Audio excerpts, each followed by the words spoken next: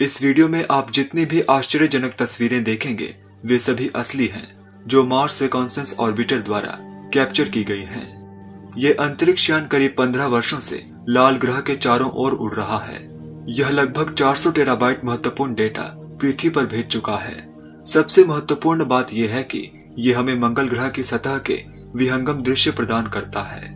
हर तस्वीर एक दिलचस्प कहानी बताती है और तस्वीरों में सतह जैसी दिख रही है उसकी तुलना में बहुत ज्यादा अनोखी है।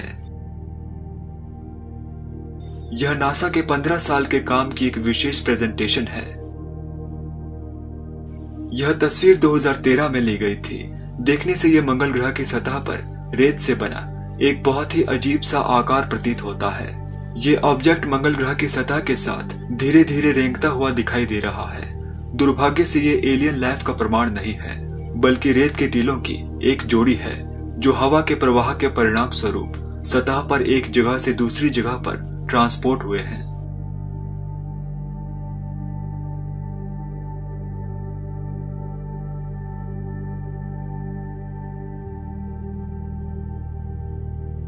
यहाँ इस तस्वीर में हम एक मार्शियन हिमस्खलन देख सकते हैं।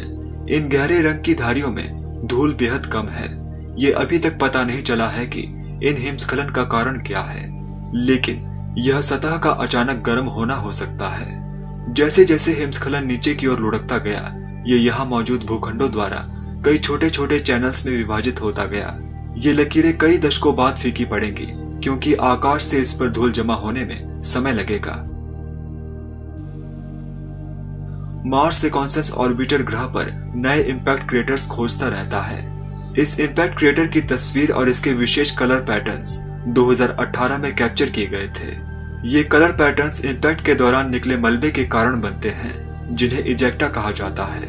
ये कलर पैटर्न्स कुछ दशकों में फीके पड़ जाएंगे, लेकिन क्रेटर तब भी अपने नए रूप में ही होगा, क्योंकि क्रेटर अपने डायमीटर की तुलना में ज्यादा गहरा है। इस नए इंपैक्ट क्रेटर में मलबा मंगल ग्रह के पतले वातावरण के कारण क्रेटर से लगभग 1 किलोमीटर दूर तक फैला हुआ है। मंगल ग्रह के वातावरण में छोटे एस्ट्रॉयड के प्रवेश पर जलने की संभावना बहुत कम होती है। फलस्वरूप अधिकांश एस्ट्रॉयड्स ग्रह की सतह से टकरा जाते हैं।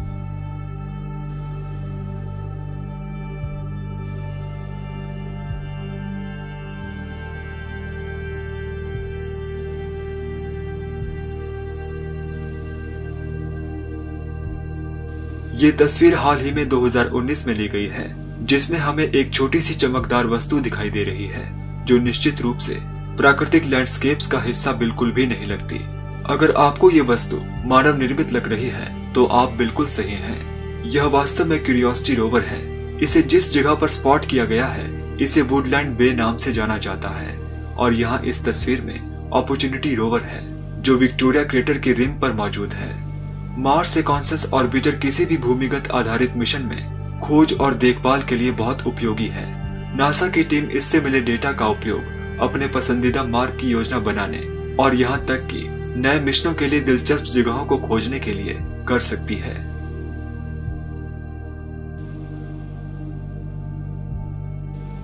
ये नए परसेवरेंस रोवर के लिए चुनी गई टारगेट साइट है, जो कि 2021 में जेज़ेरो क्रेटर में लैंड करेगा। यह एक प्राचीन नदी डेल्टा माना जाता है। यहाँ परसेवरेंस रोवर प्राचीन जीवन के संकेतों की तलाश करेगा। ये तस्वीर मंगल ग्रह के साउथ पोल के करीब ली गई है। इस तस्वीर में नस जैसी संरचनाओं को पूरी सतह पर देखा जा सकता है। ये अपर्दन यानी कटाव पैटर्न्स हैं जो ध्रुवों के पास मौसमी ठंड से बनते हैं। कार्बन डाइऑक्साइड की फ्रॉस्ट के जमाव से सर्दियों में कई फुट मोटी परत बन जाती है। फ्रॉस्ट को मंगल ग्रह की सतह पर बार बार देखा जा सकता है। इनमें से कुछ पर पानी की बर्फ है और कुछ पर कार्बन डाइऑक्साइड है, जिसे ड्राई आइस के रूप में जाना जाता है। इस तस्वीर में दिखाई दे रहे ब्राइट स्पॉट्स के ड्राई आइस होने का अनुमान लगाया गया है। इस तस्वीर को साउथ पोल के आसपास कैप्चर किया गया है, जहां कार्बन डाइऑक्साइड की बड़ी मात्रा पिघलनी शुरू हो गई है, क्योंकि यह क्षेत्र गर्मी के दिनों में प्रवेश कर रहा है। वैज्ञानिकों ने इस जगह को स्विस चीज टेरिटरी नाम दिया है। इस क्षेत्र में एक बड़ा छेद भी है। नासा के वैज्ञानिक इस बारे में निश्चित नहीं है कि ये एक इंपैक्ट क्रेटर है या एक ढहा हुआ गड्ढा है। यहाँ इस तस्वीर में रेत के टीले बनते हुए दिखाई दे रहे हैं। पक्षी और सेना के विमान कभी कभी वी के आकार के फॉर्मेशन में उड़ते हैं, जिससे उन्हें एरोडायनामिक बेनिफिट्स के चलते ऊर्जा के संरक्षण में मदद मिलती है। हालांकि यहाँ ये रेत के टीले स्थलाकृति और हवाओं का परिणाम है।